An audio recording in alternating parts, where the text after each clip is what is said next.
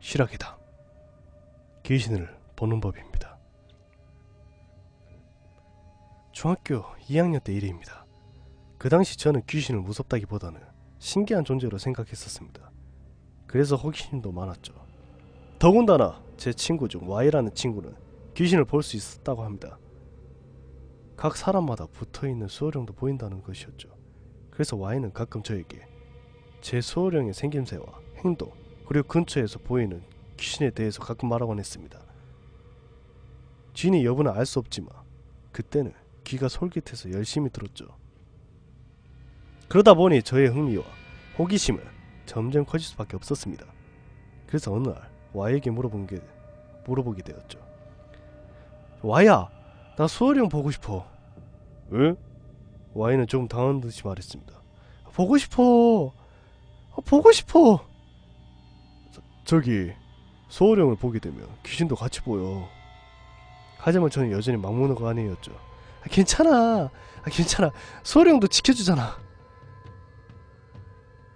그게 그렇게 쉬운 문제가 아닌데. 친구는 대충 이렇게 설명해 줬습니다.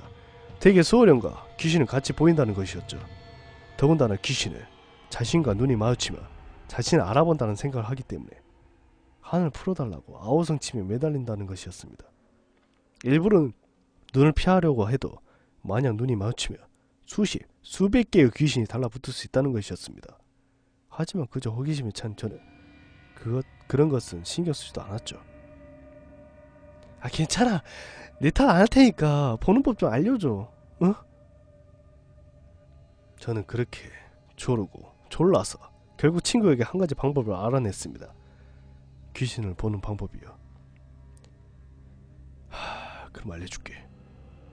밤에 불 꺼진 방이나 창고에서 실에 말굽 자석을 매달고 쳐다봐. 주변은 조용히 하고 혼자서 눈에 힘을 빼고 자석을 응시해.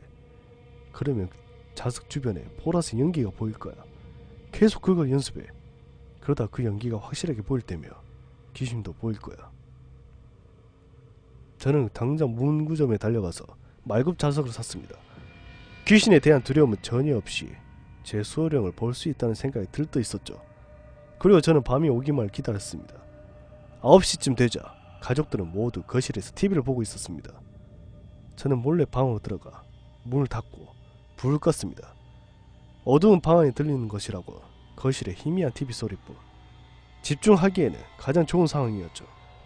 저는 문 옆에 쭈그리고 앉아 실에 매단 말굽 자석을 쳐다봤습니다. 좌우로 흔들리던 말굽 자석의 움직임은 점점 잦아들었고 저는 더욱 자석에 집중했죠. 그리고 친구의 말처럼 정말 허공에 가만히 멈춰선 자석 주변으로 보라색 연기 같은 것이 보이기 시작했습니다. 저는 들뜬 마음을 가라앉히며 눈에 더 힘을 주고 자석을 응시했습니다. 오라라고 할까요? 연기가 차츰 더 확실히 보일 때쯤 반대편 벽 구석에서 무언가가 흐물거리는 것이 보였습니다. 저는 단지 그림자라고만 생각했습니다. 원래 그쪽에는 창문이 있어서 바깥 불빛이 새어 들어오곤 했으니까요. 하지만 그것이 아니었습니다. 흐물거리던 그 검은 형체는 갑자기 소리도 없이 제 앞으로 확 달려왔습니다. 놀라서 자석을 던져버릴 만큼 그 느낌은 확실했어요. 하지만 제가 자석에서 시선을 뗀과 동시에 그 그림자는 사라졌고 보이는 것은 어둠 속의 제 방뿐이었습니다. 순간 공포가 밀려왔습니다. 더 이상 귀신을 보고 싶지 않았죠. 저는 벽을 더듬어 전기 스위치에 손을 댔습니다. 그리고 그 순간 제 손등 위로 바람이 스치고 지나갔습니다.